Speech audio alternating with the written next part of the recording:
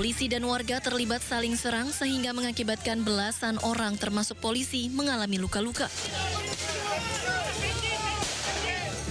Kericuhan terjadi saat ratusan personel polisi dari Polres Tanah Toraja, Brimob, TNI, dan Satpol PP hendak mengeksekusi lahan sengketa yang telah berlangsung sejak 1982.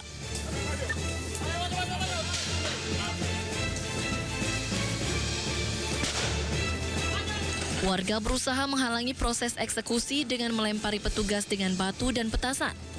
Aksi tersebut dibalas petugas dengan tembakan gas air mata. Tadi telah terjadi ada sedikit gesekan dengan pihak yang kalah. Ini tadi sekitar 2 jam kita baru bisa tembus karena pihak yang kalah ini melakukan blokade terhadap petugas, sehingga kita ambil tindakan yang terukur ya kepada pihak-pihak. Ada beberapa provokator tadi kita amankan juga. Eksekusi lahan dilakukan setelah proses hukum inkrah pada tahun ini. Sayangnya dalam perselisihan lahan tersebut, rumah adat Tongkonan Kapun yang berusia 300 tahun turut dihancurkan.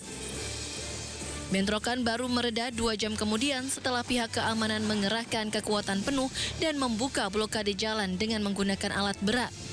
Proses eksekusi kemudian berlanjut dengan pengawalan ketat. Dari Tanah Toraja, Sulawesi Selatan, Jufri Tonopa, iNews melaporkan.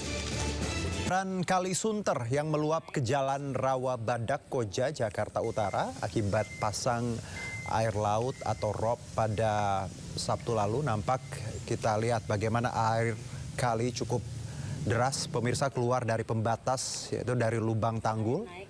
Dan sebelumnya pada Kamis pekan lalu pasang air laut membuat debit air di Kali Kresek, Koja meluap. Tanggul kali juga sempat jebol dan memicu kekhawatiran lantaran kondisi jalan relatif nampak lebih rendah dari permukaan kali. Masalahnya pas banget depan rumah gua, guys. Ya, sementara itu tak mau kecolongan dampak banjirop, Gubernur Jakarta Pramono Anung kembali mengecek tanggul pengaman Pantai Muara Baru yang sempat bocor beberapa waktu lalu. Pramono memastikan pembangunan tanggul raksasa jadi prioritas Pemprov DKI.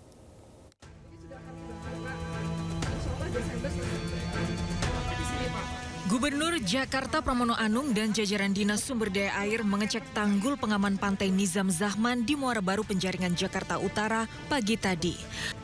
Pramono naik ke atas tanggul dan mengecek struktur serta progres perbaikan kebocoran tanggul. Meski tanggul di titik ini menjadi tanggung jawab Pelindo, Pramono mengatakan Pemprov Jakarta tetap membantu penambalan dan memastikan banjirop tidak berdampak pada permukiman warga. Maka di Muara Angke, Muara Baru, Sunda Kelapa, Green Bay Fluid, RE Mata Dinata, Ancol, dan Cilincing Marunda, saya meminta untuk ini dikoordinasikan dan besok ada pertemuan dengan Kementerian PU, KKP, Pelindo. Pramono menyatakan pembangunan proyek Giant Seawall atau tanggul raksasa dikerjakan bersama-sama oleh 4 pihak, yaitu Kementerian PU, Pelindo, Kementerian KKP, dan Pemprov Jakarta. Meski Jakarta berkali-kali dikepung banjirop, proyek tanggul raksasa penahan air laut belum sepenuhnya terbangun. Dari total rencana pembangunan tanggul sepanjang 28,2 km yang menjadi kewenangan Pemprov Jakarta, baru 11,6 km yang telah terbangun. Pemprov Jakarta memastikan terus merampungkan pembangunan tanggul raksasa secara bertahap di setiap tahun anggaran. Tim Liputan iNews melaporkan. Korban akibat bencana di Sumatera Utara, Sumatera Barat, dan Aceh terus bertambah. Hingga sore ini pemirsa, jumlah korban jiwa mencapai hampir 1.000 orang.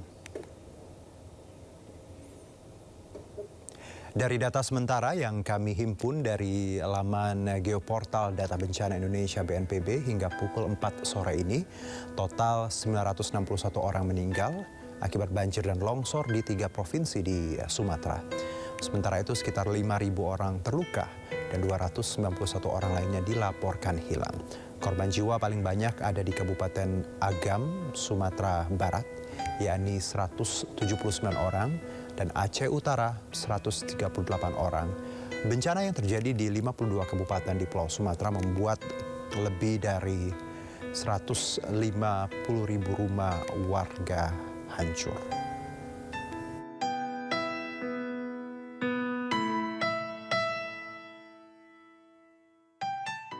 Hujan deras di pegunungan Kabupaten Pidi Jaya Aceh sejak Sabtu sore kembali memicu meluapnya sejumlah daerah aliran sungai.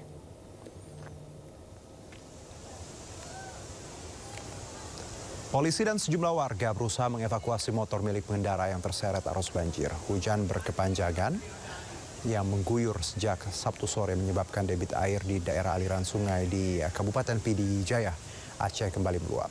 Akibatnya permukiman warga di Kecamatan Meredu, Pantai Raja, dan Kecamatan Moraduah kembali terendam banjir. Menurut warga, luapan terjadi akibat pendakalan sungai pasca banjir bandang bercampur lumpur yang terjadi sebelumnya.